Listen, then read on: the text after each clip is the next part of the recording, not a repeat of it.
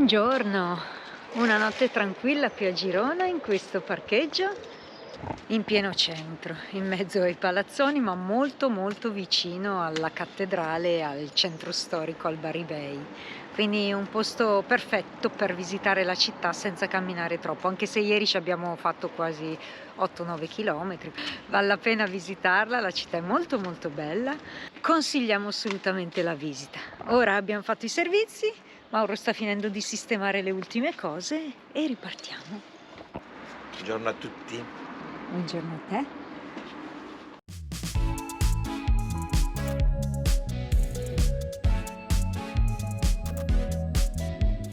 Stiamo lasciando una delle più piacevoli sorprese del nostro viaggio. Girona è veramente una bellissima città.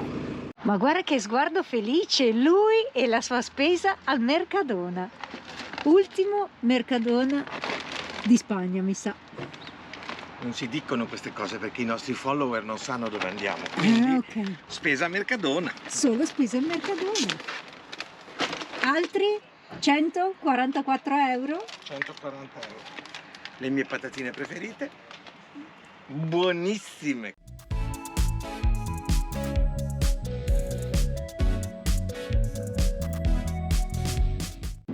Eccoci che siamo in arrivo a Figueres, perché di nuovo dopo 4 mesi ci aspetta Salvo.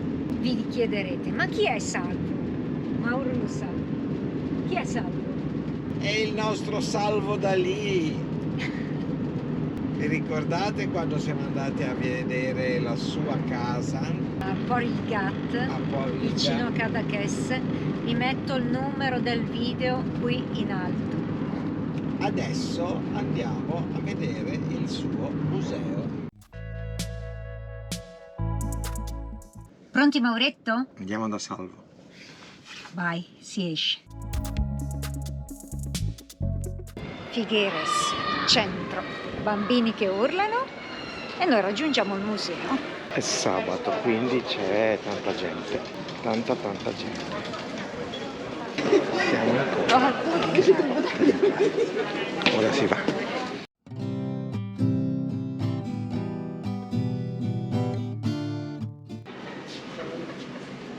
Prendiamo l'auto e andiamo. Dai.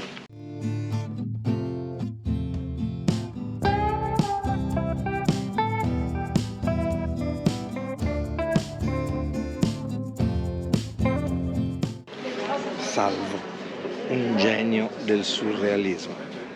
Questa Cadillac qua sotto, ma soprattutto con la torre di pneumatici e lì in cima una barca.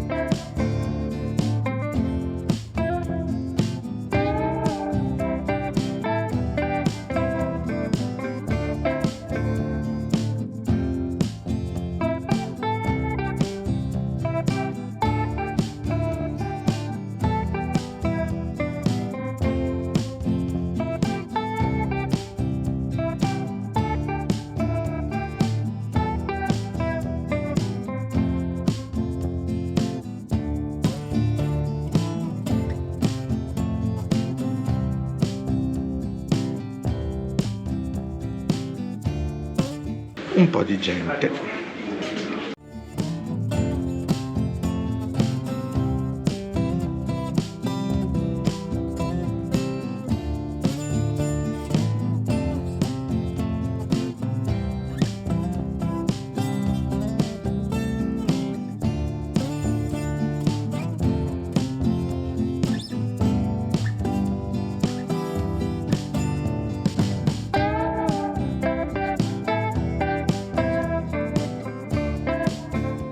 Un genio folle o un folle genio?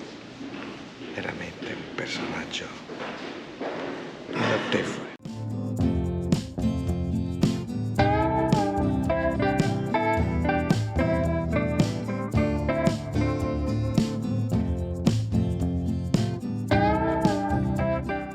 Personalmente ho sempre ritenuto i musei, sebbene interessanti, abbastanza saccenti e spesso noiosenti.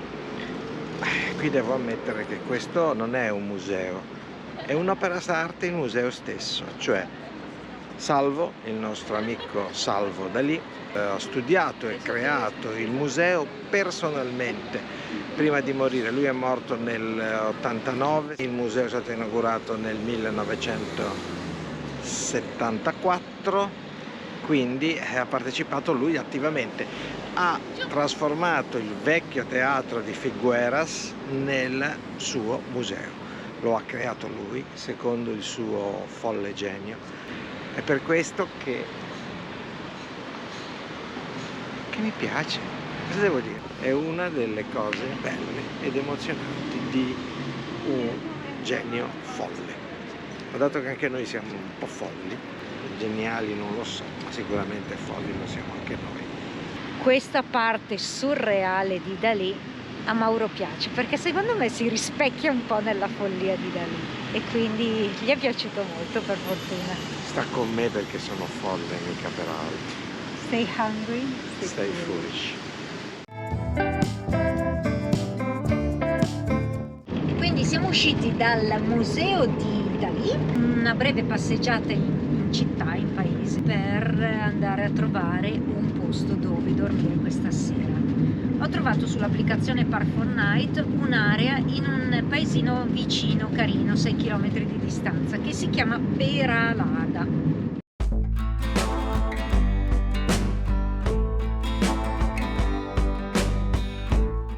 Questo è il comune di Peralada e qui c'è Mauro e il nostro camper, insieme a tanti altri camper di francesi, tedeschi, olandesi, come sempre siamo gli unici italiani.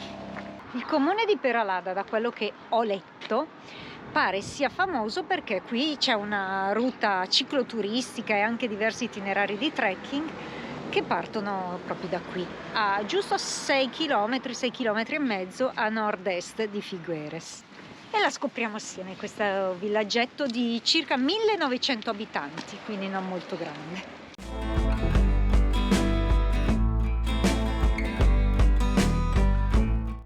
Altezza 2,8, ci passeremo anche noi. Siamo giusti al limite. Giusti al limite. Qualcuno ci ha detto, ma non c'è mai nessuno nei vostri video. Beh, effettivamente è vero. Oggi avevamo però il museo. Oggi a Figueres era pieno zeppo. E anche qui parte il Camino de Santiago. Più che partire forse passa. Passa. Perché comunque di cammini per Santiago ce ne sono moltissimi. Casa della Villa, non è più L'aiuntamento. non è più aiuntamento, è Casa della Via. È un misto spagnolo-francese. Vedete, difatti la differenza. Governativo, Ayuntament de Peralada. Catalano, Casa della Villa.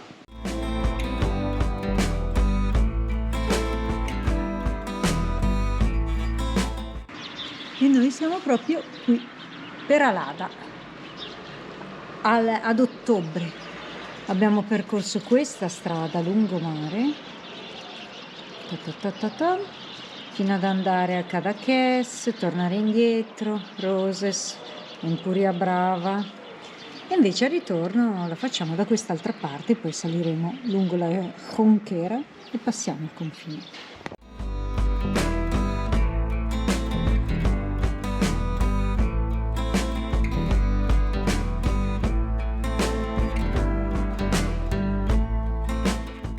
Il claustro romano.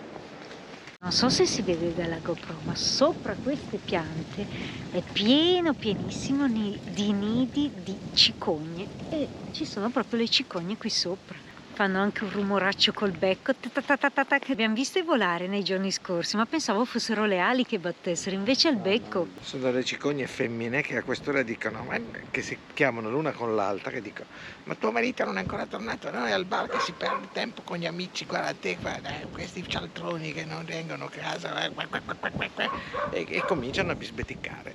Mauretto, il sole sta tramontando, diamo la buonanotte a tutti, noi ci mettiamo un po' al computer, un po' a preparare la cena e Nanna. E poi altro? Chi può Forse. saperlo? Si spera, ogni tanto si spera anche altro. Dipende da Mauro, se non ha partite allora forse un po' più tranquillo. Dipende sempre da me. Ciao, buonanotte.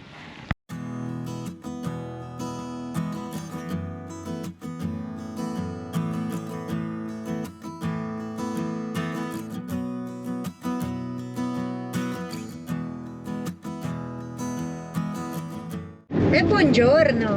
Buongiorno a tutti. Oggi è una giornata un po' triste per noi. Perché? Perché dopo quasi 4 mesi lasciamo la Spagna. Spagna. Ah, ecco, io mi chiedevo per quale motivo triste. È un paese che ci ha accolto molto bene, molto gradevole, si vive bene. Siamo un po' tristi, anche se sappiamo che torneremo in Spagna, perché l'abbiamo in programma ancora. Continuerete naturalmente a seguirci dopo il periodo estivo. Ebbene sì, anche noi abbiamo degli impegni importanti. Questi impegni sono anche per voi, per portarvi a vivere le emozioni che il nostro mare e le nostre isole possono darci. Ancora qualche giorno e poi saremo nuovamente in Italia e il nostro viaggio dell'autunno-inverno 23-24 terminerà. Quindi passiamo dalla collezione autunno-inverno alla collezione primavera-estate in barca.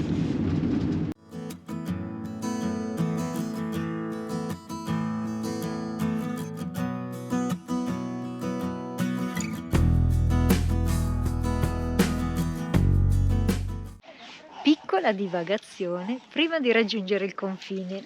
Abbiamo trovato un laghetto piccolino, si chiama Embalse di Boadella, con questa diga, un lago artificiale e niente, carino, volevamo farci un passaggio per vedere un po' com'è. Poca acqua, non è che ce ne sia tantissima, d'altronde siamo in inverno, il punto di maggiore piena dovrebbe essere nel disgelo.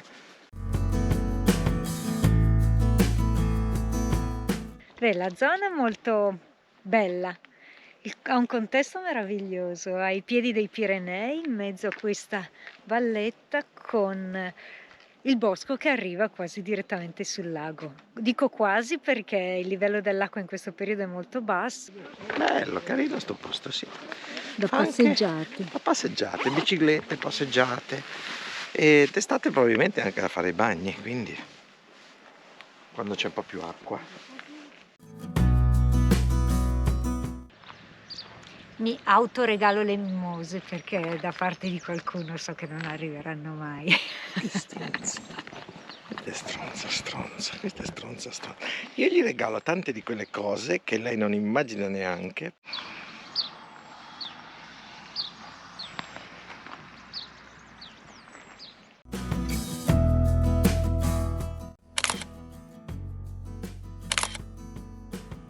Carino il laghetto di Boadella.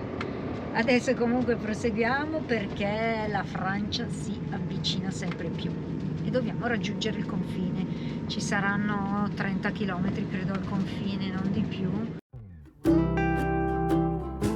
insomma Carletto lo facciamo sempre faticare, siamo su e giù, tutta salita, tutta discesa. È difficile che stia sul piano con noi.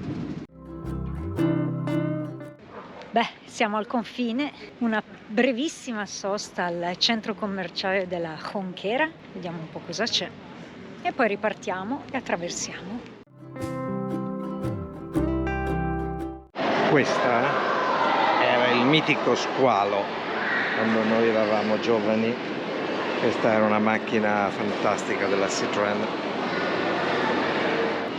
il DS, quello che si alzava con gli ammortizzatori, che quando era ferma si accasciava e dopodiché quando si metteva in moto si gonfiavano gli ammortizzatori e si alzava. È la macchina che aveva anche usato Diabolik.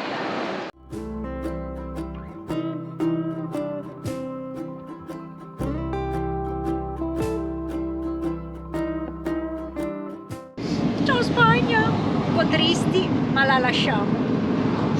Siamo entrati in Francia. 4 mesi nella penisola iberica, 4 mesi. È sempre una cosa triste doversene andare.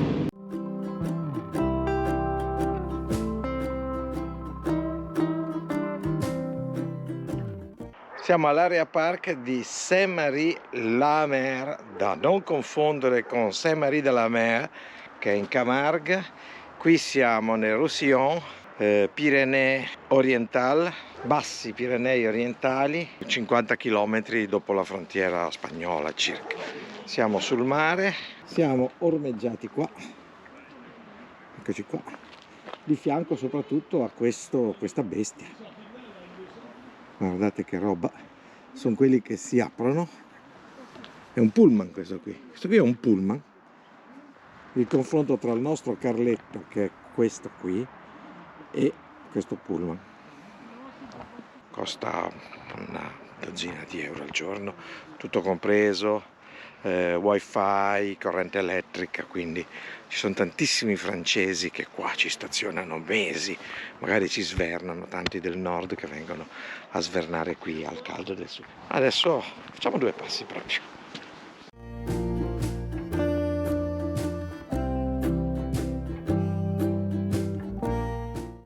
Anche questa comunque è Catalogna francese ed è italiana, Santa Maria del Mar. Queste nubi molto particolari che si creano per le differenze di correnti d'aria subito successive a rilievi montuosi. Al di là dei Pirenei, quindi nei Pirenei verso occidente, faceva molto più caldo, c'era un vento caldo che probabilmente poi è passato sopra le montagne e ricadendo dalla parte orientale delle montagne stesse ha creato queste correnti e queste nubi che in questo momento, baciate dal sole al tramonto, sono anche belle. Tramonto spettacolare, guardate che roba. Dalle nubi lenticolari si è passati a questo tramonto. E con questo splendido tramonto anche per stasera vi diamo un saluto e una buonanotte. Noi ci rifugiamo dentro Carletto, ormai si fa quasi buio, il cielo è rosso, rossissimo e Mauro ha fatto un sacco di foto, vediamo cosa dirsi.